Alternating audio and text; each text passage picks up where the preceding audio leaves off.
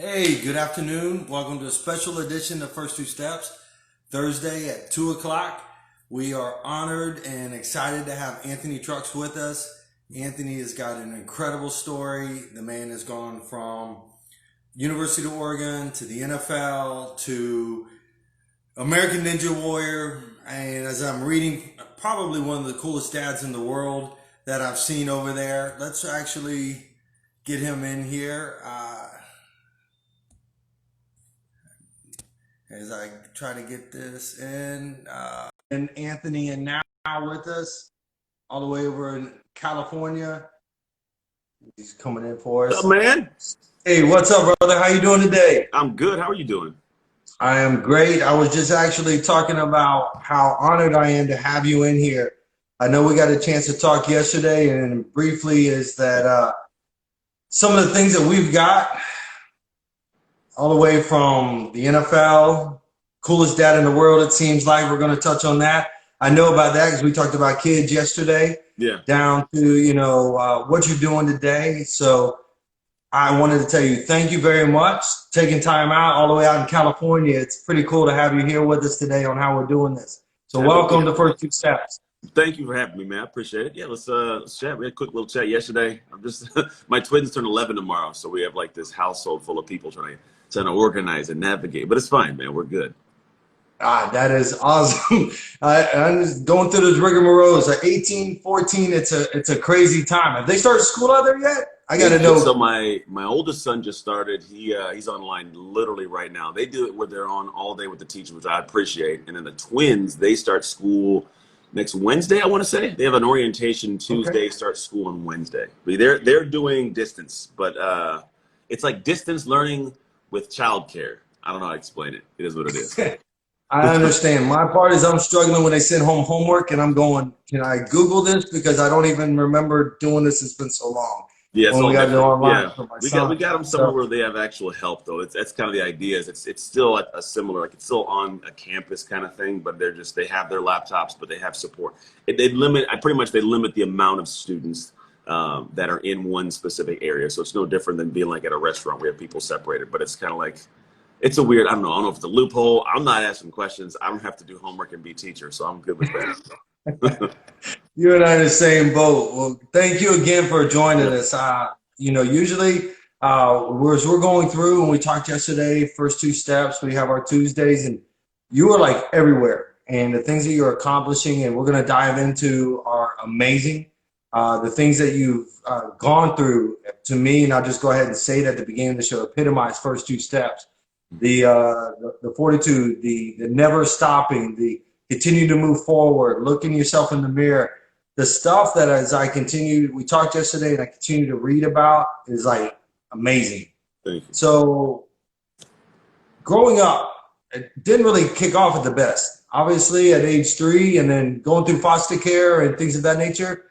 Talk about some of that just with us for a little bit and then being able to get into the family and then moving forward. How was that? Yeah, it's, anybody that's listening that's been in a place, or maybe people are in a place now where there's that feeling of, I don't matter, I'm not good enough, I don't know where I sit or where I stand, and I don't even have the hope for tomorrow. Like, that's essentially how life started for me. So I was given away into foster care. My mom said, I don't want these 4 kids, let's get rid of them. So she gave us up into a foster care system.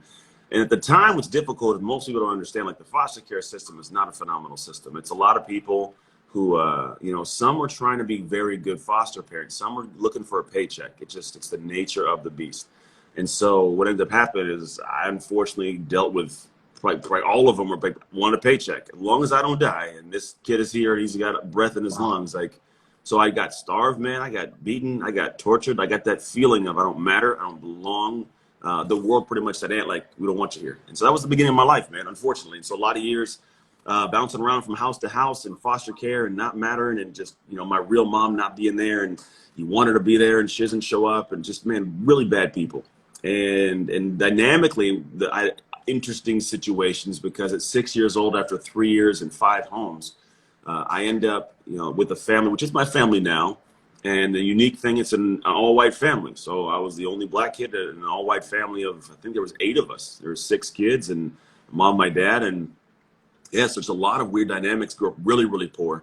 So we didn't have like much of anything. Like I make a really bad joke that I grew up poor white trash. It's a really bad joke, but Oh wow! it's kind But of how I will tell you, I've looked, and the family that adopted you, guys are beautiful. It's a beautiful family, and the yeah. way that everything fits in there, it just was like, and I was so excited about that when I saw that. It was just a family.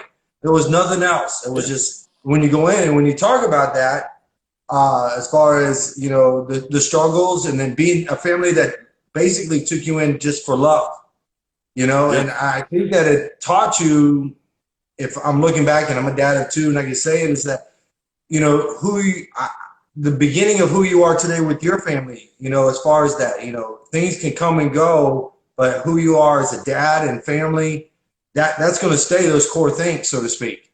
Always does. I mean, there's a lot. We didn't have much. We had that, like that. I mean, don't get me wrong. Like, we were a very discombobulated, dysfunctional family. So my first foster dad used to beat my mom and beat me, and like she eventually divorced him and remarried another guy. But like, we went through the gamut of crazy. Even though we had like love, it wasn't like this. We're poor, but we love each other, and everything's hunky dory. Like, lots of Right. craziness. It was. But the thing is that's life. I think it's the necessary levels to understand how to manage a hard life. And if you Right. understand how to manage a hard life, which is really just going with the flow and taking the punches, but punching back when necessary, then as you progress into life, you find little ways to overcome things that shut other people down. So my Yes. childhood, as crazy it was, like I wasn't adopted until I was 14. I was still Right. like in this position where I didn't know for, 11 years of my cognitive life that I didn't know for sure if I'm gonna go to bed in this place I just woke up. Like I had no clue. Like, literally every day, no idea. And what happens is you get bathed in it. Like it becomes a normalcy to live in discomfort. People talk about get comfortable being uncomfortable. Like that was my normalcy. And so as an adult, it's progressed into like, yes, the love and care that I got as my mom loved me, opened me up as a person emotionally. I was real shut down. I do carry that. And we have to carry that feeling into the next level for parenting. But one of the greatest gifts that life gave me was hardship. And for a lot of people, we run from it and we complain about it, try to find ways to make it easier. And don't get me wrong, like there's needs for things to be easier. You don't have to do everything the hard way. But Right. don't discount the things that are hard that give you the strength to make life easy in time. Because that's the blessing, man. The blessing is the curse sometimes. No, and that's definite, and that's things that, I mean, even when I tell my kids, we were talking about different things that we're going through, and anxieties, depressions, and just different things that everybody deals with on a daily basis. Yeah. And at the end of the day, my daughter, I would always tease her, when you go through, go kick in them damn doors. I used to tell her, Yeah. be excited who you are, be proud, go in, face your fears, and to be honest, I mean, it keeps you sharp and it keeps you moving forward. So my thing is you got adopted. Yeah. Go in, start playing little ball, and I love football. I love sports team. I think it teaches respect and working together and things of that nature and collaborating and everything. And then we were teasing about it yesterday because a little bit well, let me back up at the very beginning. This guy that is now, and I'm looking around, it's like become almost on his every fashion thing I talk about is like a fashion website, always dressed great, was Stinky Kid in there. And a lot of people don't realize, and we tease about that, and we talked about yesterday, is that part. How was it even still going from there to get the courage to go play ball? Because I know a lot of kids in that uncoordinated, goofy age of just love. How did you do that? Because Stinky Kid, going to play ball into a family out in Antioch.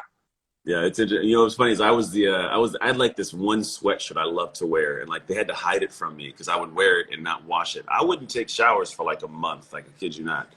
There'd be times when I'm legit. When we say Stinky Kid, I was the kid that smelled in class. We had this black bag in the house. It was like from Goodwill or something, and like the clothes were in there, and it would just be whatever we could pull off for the day. So we would go and I would just take a shirt out of the bag and you'd rock it and you'd wear it to school. And it was so wrinkly one day, some girl made fun of me because you couldn't see the logo. It was like a big logo, but you couldn't make it out. It was just so wrinkly. Like I wore Nike Cortez, the ones that were, like the running shoes. We were poor, man. We couldn't buy new shoes like whenever I went out. So at one point I was lacing the shoe closed with paper clips at school. I would poke it through Oh them. my gosh. Like that's how I was, you know, keeping my shoes on. My buddies still make fun of me to this day, man. It was who I was. But the thing is I think one of the nuances, what changed for me was, like you said, I aspired to something more. Until we desire something greater, like have an ambition for something more, we get comfortable being where we're at. We could have some pain, but we don't move until it's enough pain, right? There wasn't enough pain for me to desire to come out of those funky places and, you know, and want to do more until I started having this anchor point that I could, you know, kick the ball out to and run up to. A lot of us, the ball's right there in front of us. We don't care. Like, it's just like there. But when you kick the ball out, you got to run to it. Things have to change. And for anybody listening right now, like sometimes we're like, oh, I'm trying to do better. But like, have you kicked the ball far enough? Like, have you really kicked it out to where you got to run up to it? And that running up to it means I got to condition myself. As a kid, I got to take showers more often. You know, I got to learn to talk a little bit more. I got to get more confident. And that kid that was uncoordinated in football, I did start. Like, most people don't know, like I played in the NFL, but I started like not wanting to you know, have anything more than be a phenomenal athlete, but then being met with the realization that we are all met with, which is this thing you love, you suck at. Just it. Like, you love that thing, that's cool. You want to speak on a stage, you suck right now. Like, you want to go write a book, like you suck at writing a book right now. You just do.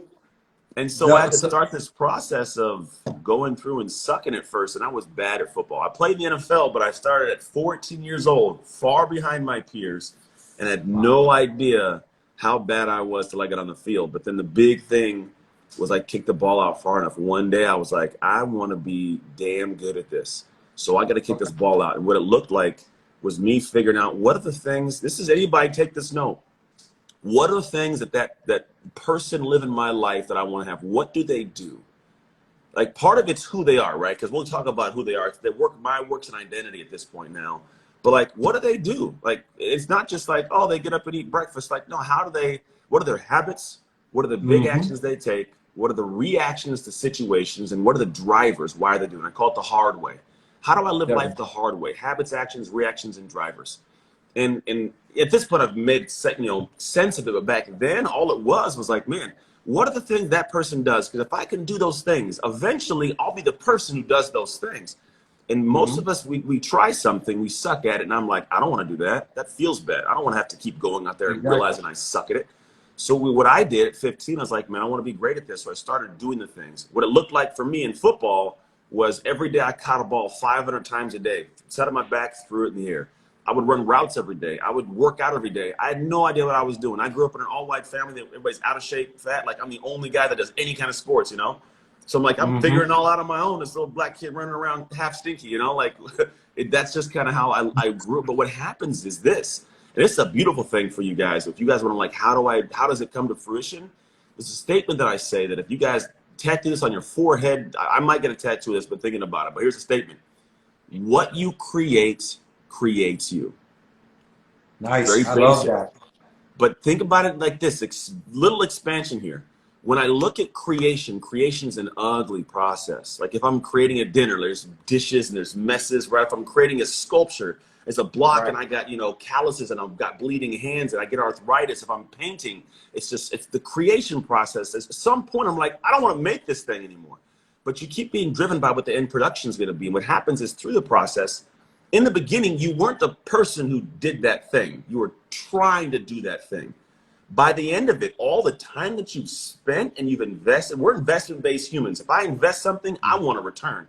The beautiful part is the investment into creation. The return is who I am now. Like, I'm the guy that makes sculptures. I'm a painter, like I'm a football player. And so when you get to that nuance and realize when you're in the process of the hardship, the ugliness of it, you're not doing it just to achieve that thing. You're doing it to transform and become the person who does those things. So now all the stuff that's hard, that you're battling, that it seems like it's pulling teeth to get done, it's your normalcy. It's my typical Monday or Tuesday. I do that every day. Because here's the difference. The people who are successful, they're telling you what to do. It just looks easy when they do it. And the only reason it's easy looking, in a sense, it's the same thing, but for you, it's overwhelm. For them, it's ease. But here's why. It's because it's who they are. To the extent that if they didn't do it, they'd feel awkward. A vast different side of the spectrum. So for me, that's what I did at that age. I I learned at a young age without knowing it what I was doing to create this guy. And I kept putting that forward every single time I would revisit a new hardship or a new problem. And I love that. It almost became a routine for you. And then as your daily routine, and it's one of those things, it's just get up, you write down your goals, your agendas, you know where you're going to go, your aspirations that you want to knock out, the things that you want to accomplish. And obviously you did that, played in football in high school, went from Antioch to University of Oregon. Yeah. Did great there, then ended up going on to play in the NFL. Yeah. Or we were with 3 different teams, which being home-based and family-oriented, we talked about this yesterday, you're a California guy, Antioch, that's your world, that's your gym, that's your family, your home. Yeah. You have 3 teams on the East Coast, and I don't care who you are, how strong, that starts to play a role, in everything. Mm-hmm. As you got to segue from college into transition. Yeah. What drove you in college that you knew that you wanted to go? Because you were studying kinesiology. I was. I didn't. Football was, to be honest, NFL was ever a dream until like my junior year of college. I maybe thought about it, but it wasn't really something. I was like, I'm gonna go to the league.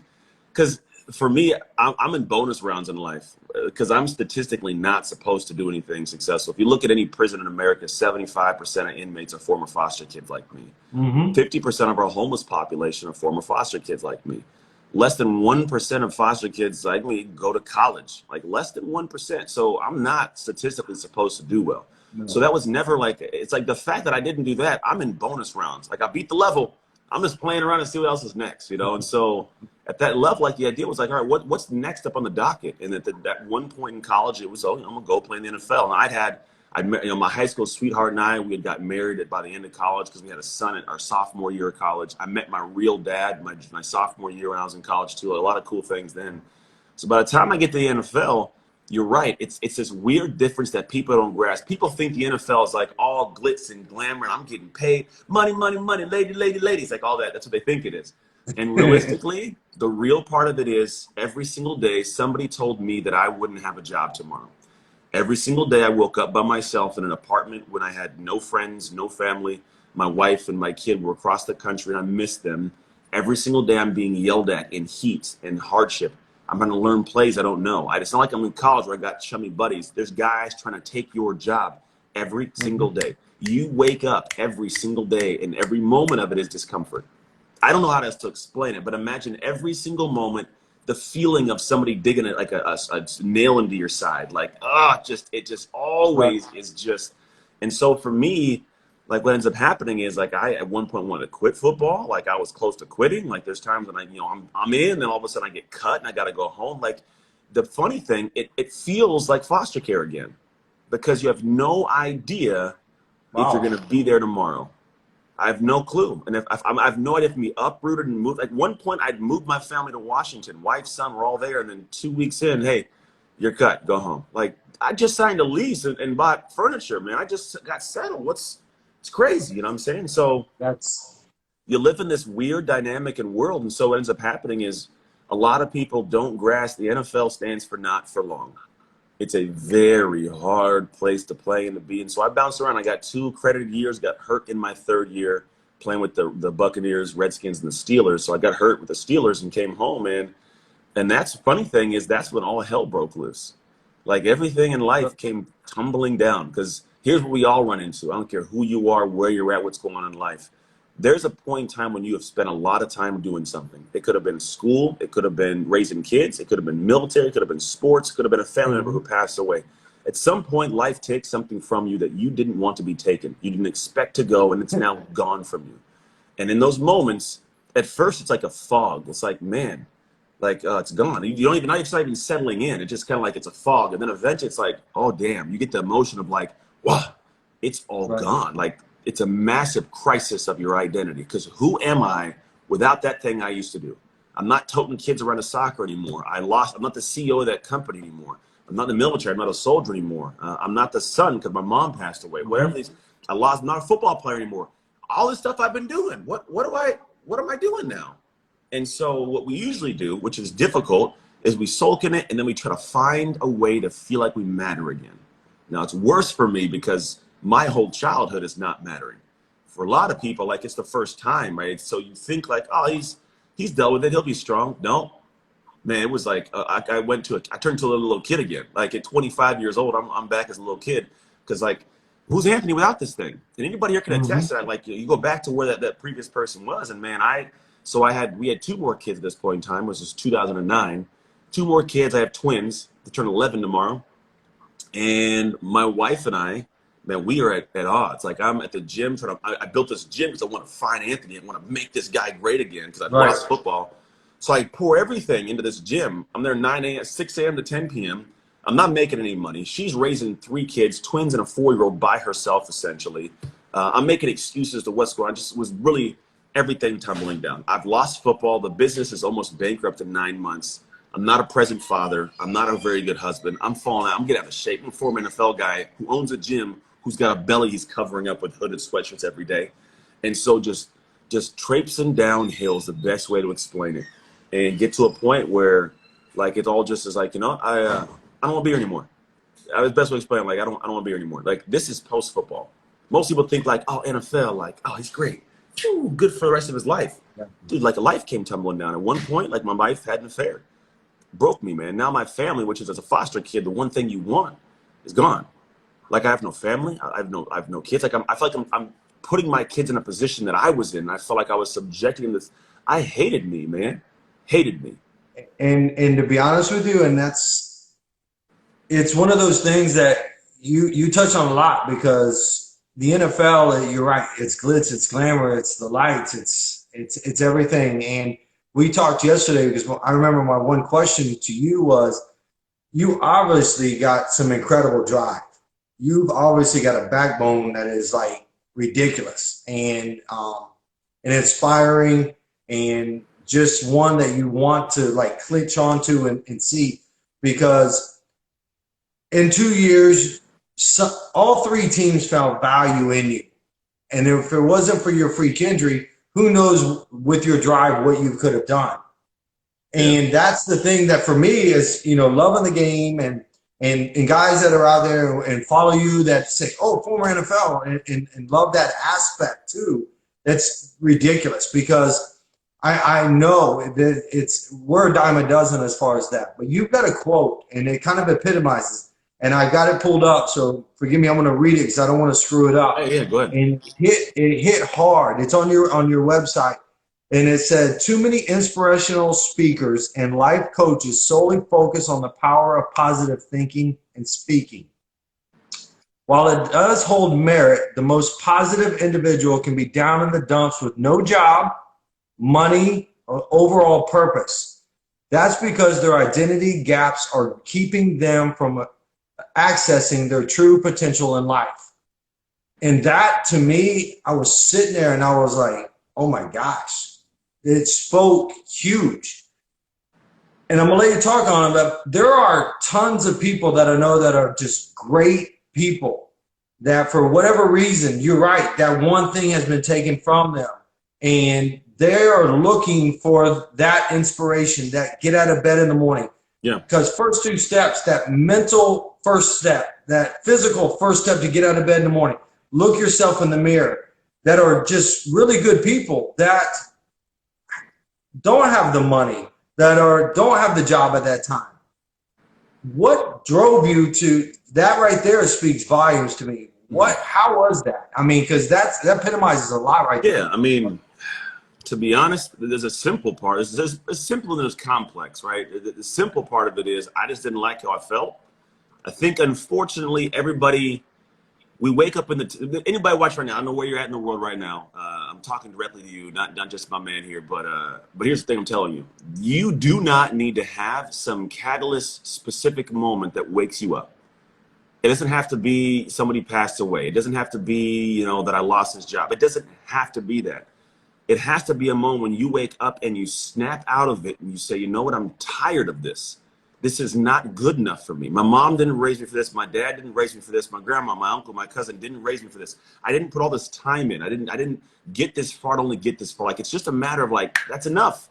And so for me, the simple thing is I just decided like, that's enough. Like I am not okay with what this is at this moment. I got to find a way to feel better. because the potential is kind of like, we're all like these teacups. Like in the teacup, for most of our lives, you've got a little bit of water in the bottom, a little bit of tea in the bottom. It's like, damn it, you're a cup that can handle and fill up. And there's a great plan for life out there for all of us, and we mess it up. There's opportunities that come all the time, and we mess them up because we're scared, or we're not prepared, or we get lazy, or we procrastinate. Damn it, we step in the way of every single thing that's set up. Life is setting up for us.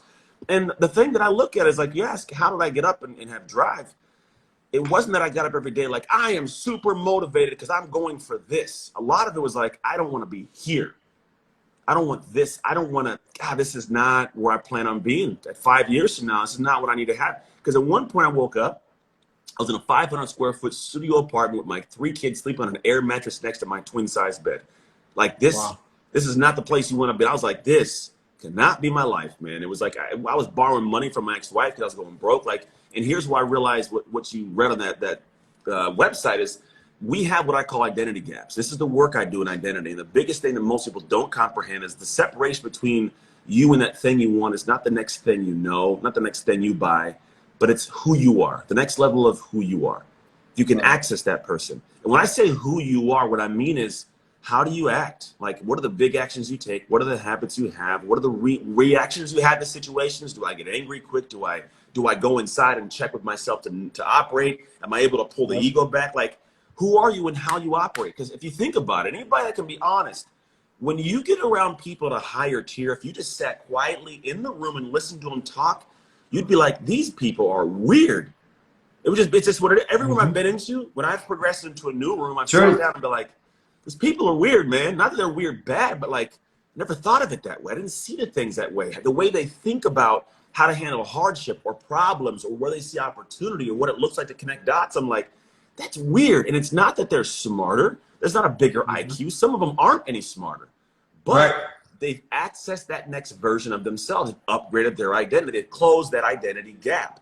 The gap is a gap between who I am and the things I do that give me what I have right now, and the person that has all the things I want. And if I was this person, I'd already have these things, Brian. Like, they'd already be part of my life. And so what I'm working through with people, it's not this, hey, go be motivated, get up. And it's like, no, who is that person? Architect that person. Think to the depths. What are the core drivers? What are that person's drivers? How do they operate? And then once you see it, once you've clarified it for yourself, now I can kick the ball out to it and say, I'm going for after that. Like, I'm going to get that. So when I get up, a lot of my day, to be honest, the levels I want to go to right now, a lot of my day, I'm doing things that I don't feel like doing. Dude, I love that. I love that honesty. I'm right behind this computer right now. I'll flip it around so you can see my screen. I'm working on Google Docs that I don't want to work on. Yep. They're not fun. It's not, no part of that is enjoyable right now. But here's what I know. The next level, Anthony, this has to be something he does without thinking about it.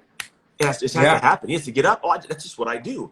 But the thing is we have to meet that opposition at where it's at and get used to it. Think about like getting into like a hot bath. At first, it's super uncomfortable, but then it's like, oh, feel good in it, right? I like that. That's how it has to. And so the things that we meet every day, a lot of us identity-wise, we run away. This identity I am right now, I don't like this. It's uncomfortable. A bath's too hot. I'm getting out of it. Well, yeah, but you got to get in that bath and get normalized to it to find comfort in it, because then you're clean or you're in a better place. Your body's looser. So people got to start realizing that the heat, like, you got to get normalized to it by staying in it. You cannot, if you're in your comfort zone, something's wrong. You got to keep constantly pushing yourself every day. So, which leads me a little bit. We've had NFL, the gym, craziness. Then what all of a sudden made you wake up, if you're out of shape, sweatshirts, to go for American Ninja Warrior back in LA? No, that was because I know you're a super cool dad. I know you're the protector. You're the sheepdog walking around, and I love that. And I've been reading about the things that you are that protector. You know, you are that great dad. And to be the cool dad, American Ninja Warrior, where did that all of a sudden, I know we all got that competitive drive. What made you, with a crazy freak shoulder injury, surgeries, down in the dumps, decide to get in shape, do your thing, and go become a ninja warrior. Yeah, that was I mean, come on. that was far later, man. Like I went through divorce, craziness. Then I remarried my ex-wife after a lot of personal growth on both ends. And most people won't grasp that, and that's okay. They don't have to. But the reality is the person that we desire to be, our North Star, we call it, that person, it's kind of like stock markets, ups and downs to get there. But if I know where I want to go, I'll keep climbing the mountains and I'll keep going through the rivers. And for us, it was growing up from the age of 16 and always being together and not knowing who we were, needing that separation to grow individually as people, to come back together as solid people. Like we needed that. So like that was part of it. And, you know, after it was 2016, after 3 years divorced, we finally got back together and figured this marriage thing out. Love the marriage I have. I love my wife. It's an amazing situation. That is awesome. Congratulations. And so she was the one, the catalyst for it. We got back from living in Costa Rica. We were out there and then someone tried to kidnap our kids and we had to come back super quickly. It's like man on fire. Weird. I don't even like going in that direction because my brain goes odd places. But no, essentially come back and, you know, and she was the one that filled the documents out for Ninja Warrior. It's like, hey, I'm filling this paperwork out. I need you to film a video at the gym. I was like, all right. So I filmed a video and we send it off and then like forgot about it completely. 3 months later, I'm 240 pounds. I get a call from the producers. They're like, hey, you're going to be on TV in 30 days. I'm Ninja Warrior.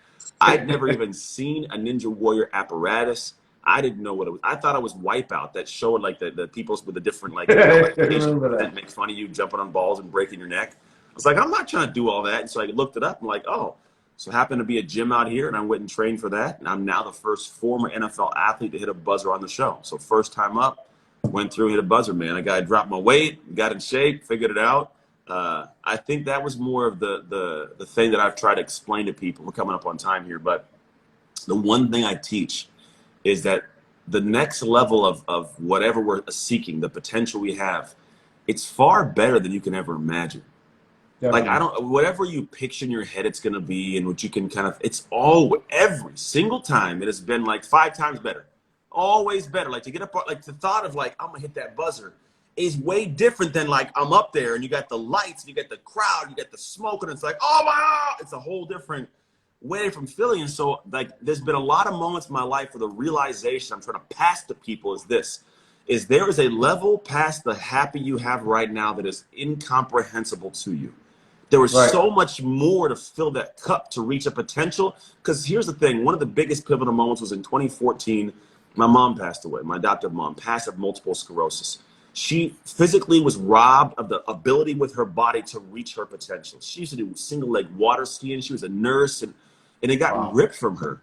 And so when I was in the room, I was holding her hand and she passed, man, it was this thought of like, dang, at that moment in time, like I didn't love my life. I was still in this gym in this small apartment. Like I was not living a good life. It didn't feel like that's where I was supposed to be based on what she helped me get past. And I was like, damn it, I got to figure out what is Anthony's true potential? What are the things that I can stretch into? And then as I started doing that, I started realizing like, oh, I don't have to keep this to myself. My mom didn't. She unconditionally loved this little black kid that she didn't have to take care of. That was a bad little kid back in the day. She unconditionally loved me and helped me reach a potential that I never thought was possible. So what if I do that for the world? What if my thoughts, my experiences, what if all these things that I've navigated, like the finish lines of life I've crossed, my marriage and my health, my business and my parenting, what if I said, all right, guys, I ran the race and I ran the long way around. I'm going to go back and unconditionally love on you to teach it a shorter way. I'm going to give you videos and I'm going to do courses. I'm going to structure the thoughts. I'm going to research and make sense of the stuff from a scientific standpoint and then bring it back and say, look, if you're in this place of I have some kind of ambition that I want to attain, I have some desire for something more, let me show you what it takes to get there. Not the steps, not the book you have to read, but like, let me show you the person, how to become the person who does it at an effortless level. Because the idea is once you become that person, the things that you have to do to move the needle become effortless effort. We're all going through it now. This for me is an effortless effort flow. But what if that same feeling was attached to ways that I operate that are way up here? So I'm always trying to level it up. And I want other people to level the same thing up. And that's how you reach your potential. And the crazy thing is, it's way far outside of what we picture. Every time there are things that it's like a fork in the road. I do things and I get to a point I'm like, I never in a million years thought that was possible. So what else is there? So it's this consistent thing. And I'm going to leave everybody with this quote. The last person you ever want to meet in your deathbed is the person you could have been. Mm-hmm. You got to figure out who that person is. And the only way you can be sure it's the right person is by waking up every single day and saying, I don't want to be here. Where can I go? Definitely. That is incredible. And Anthony, I wanted to tell you thank you. Thank you very much for coming on our First Two Steps show. Welcome. You are an inspiration. The things that you do are incredible and amazing. I want to encourage everybody to follow you, to be part of your programs. I mean, the stuff that you do is amazing. I'd love to invite you again as we continue to grow and First Two Steps grow to come back on our show so that you can see how we are growing and then being a part and doing things together. So on behalf of First Two Steps, I just want to tell you thank you. Happy birthday to your twins. Thank you. Go have a great time. Now just, wear that dad hat as you got kids in school and everything. And I look forward to working with you and doing more stuff in the future with you, sir. You as well, brother. Take care, everybody. All right. Have a great day. Thank you so much. Bye.